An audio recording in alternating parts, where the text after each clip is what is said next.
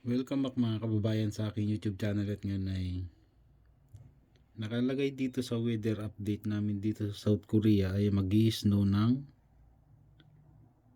1 PM hanggang 5 PM. Ayan o. 1 PM hanggang 5 PM.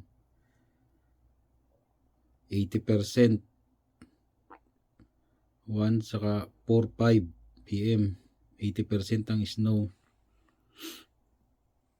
Talagang winter na dito sa South Korea. Titingnan natin kung updated, kung tama ba tong weather update nila dito sa South Korea. Tingnan natin mamaya.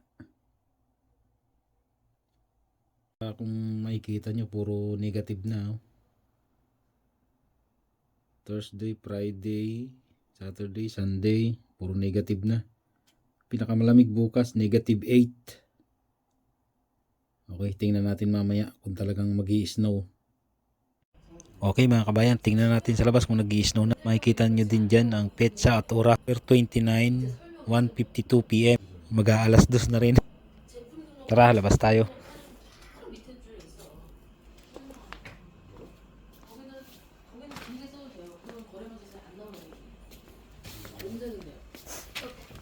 근데 업체에서는 그런 거지. 육식지 줄이기 시켰는데. Ngek, mukhang kunti lang snow.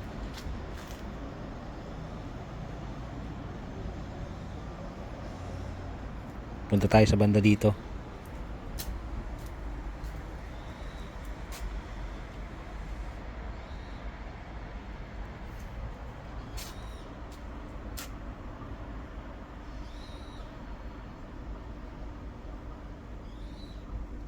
Konti lang talaga snow ngayon.